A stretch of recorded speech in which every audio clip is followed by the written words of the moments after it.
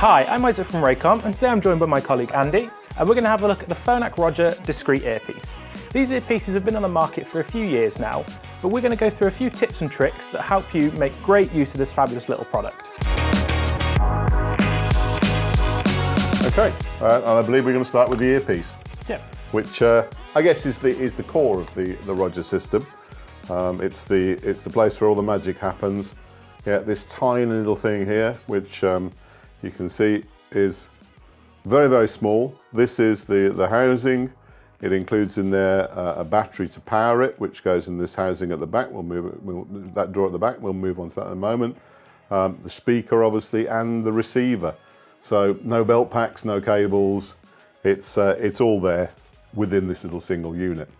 The way I understand it as well, that little piece of plastic on the end, that's not an antenna. No, yeah, this is the thing that very often people will say. They'll say, you know, yes, I can see the aerial. Now, what frequency is that? Because the aerial's quite short. Yeah. It's not. The aerial is helically wound inside the unit itself. The reason for this is so you can get it out of your ear, because these fit so neatly into the ear and they're flat at the back. There's no way that you could actually grab hold of this to pull it out your ear. So this little spigot there is so you can grab it and slide it out. Now, I'm assuming that this is not going to be the same as a normal earphone. You can't just push this in your ear and it works. No, I mean, you know, it can do. You know, Yeah. if it's making a noise. You know, in fact, you know, when this is receiving, you can hear it away from your ear. When you pop it into your ear, it becomes obviously louder. But there is a distinct way of you actually putting a Roger earpiece in the ear. You'll see that it's curved. It's not straight. Some of the early Roger earpieces, a different brand name, but from PHONAK, were straight, and they did a bit of research on this. I mean, by the way, this comes from the world's largest manufacturer of hearing aids, so they know what they're doing when it comes to devices that are designed to fit in the human ear. And they found out, well, they looked at it when they looked at it more closely, that the human ear canal is actually curved, and it's curved upwards very shortly after you enter the ear canal. It does an upwards turn. So they've built this into the unit so that it sits more comfortably in the ear canal and creates more isolation because it's sitting deeper in the canal. I mean, I can show you the method of inserting an earpiece. I was going to put it in Isaac's ear, but you know, for the sake of decency, I thought we'd stick with a model. And how you install an earpiece in the ear is that you pop it in until it goes in so it's comfortable, and then you give it a little quarter to a half twist. And you'll find that as you put it in, it slides up inside the ear canal, and then it really sits nicely. That helps with stability in the ear and also improves the audio quality. Now, my ear is slightly different size to yours. Yeah. But they only come in one size. How do I get that to fit if I've got a bigger ear canal, for example? Okay, and that is the case. I mean, I've got tiny ear canals and I can just about get one in, but I'm unusual in that respect. A lot of people, for comfort and also for further isolation, if they've got a larger ear canal, you need a device called a soft wrap. And I'm just looking around me, and we don't appear to have any soft wraps here, which is a shame because they were here earlier on. Essentially, the soft wrap is a small piece of foam that you curl around the earpiece. It sticks to it. It's removable, so if somebody else is using it, or sometimes they prefer maybe one ear is different to the other, you can remove that piece of foam. But it's a piece of foam that goes in a helical wind around the earpiece itself, and then it will make it sit much nicer, much more snugly in the ear. Now, you mentioned they're battery powered. Yeah. How long do the batteries last? Well, this is a new Roger V2, and the V2 we'll talk a little bit further about that in a moment, but it's identifiable because it's got blue writing for when it says Roger Earpiece on there.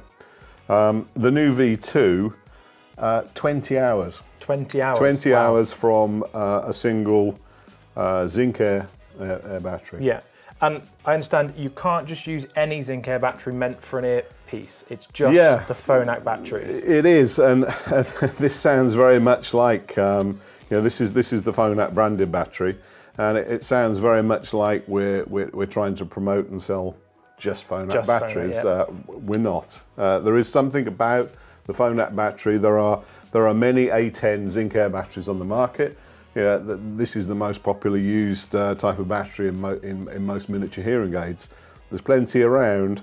I can tell you that the PHONAK batteries do, for some reason, and I've never actually managed to really drill it down, but they last 5 times longer than maybe a brand that you may be more familiar with. And that's actually quite important, because you don't want to be stopping mid-shoot to change your batteries.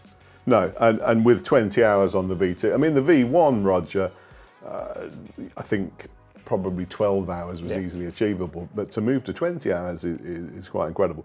It's a day's shooting that you're not going to have any issues with. 12 or 20, you're still going to cover an entire day's shoot. Yeah, it's good practice to change the battery on a daily basis.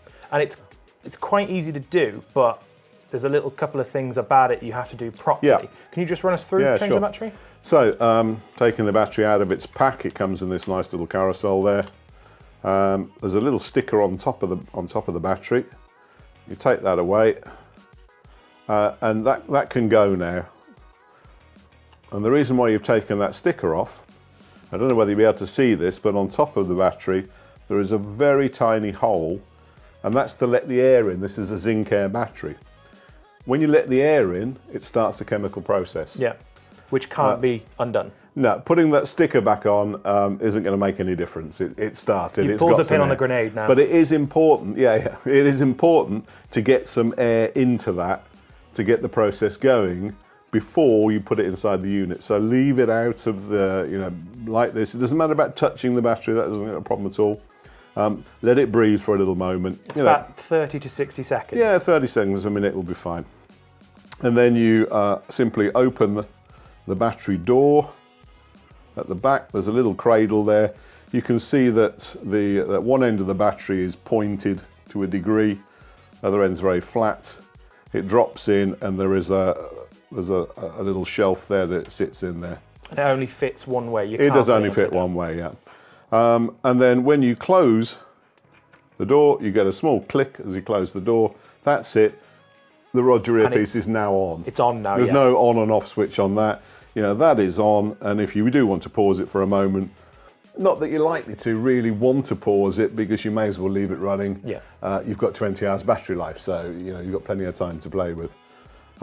So normally it's closed up for the day, and there it is, it's up and running. And it'd be the kind of thing you do at the start of a day before you shoot, change all the batteries, you don't have to worry again till the next day. Yep. Easy as. Another important thing to think about on that daily practice, this little green tip on the end here is called the wax guard. Yeah. This gets onto the sensitive subject of, which some people don't like. It's a strange thing, but everybody's ears produce wax. It's a medical. There's medical reasons behind it. It's to keep your ears clean and free of dust and all this sort of thing. Everybody produces wax.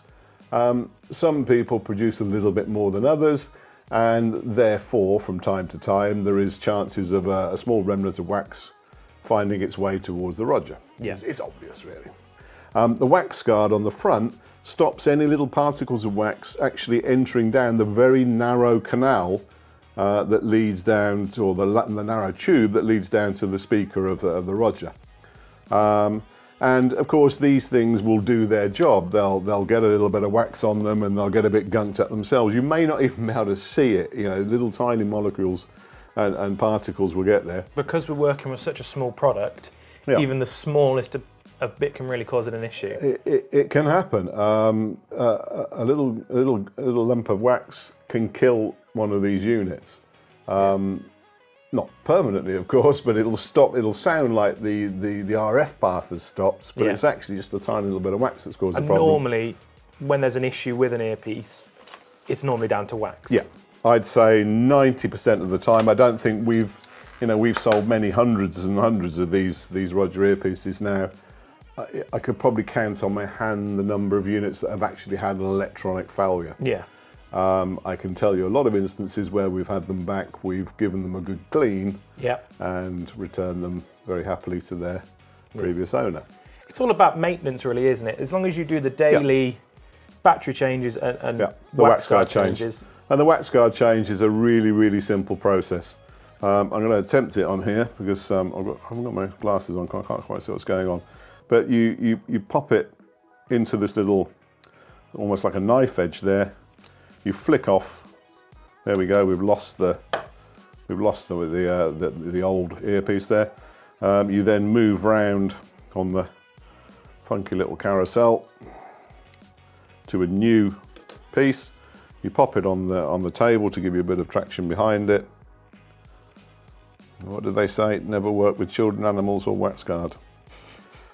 And you push that in there, give it a pull, and there it is. There's the new wax guard in place. Now, I hadn't actually done one of these, and I did it for the first time, and it is as easy as literally just pushing down on it.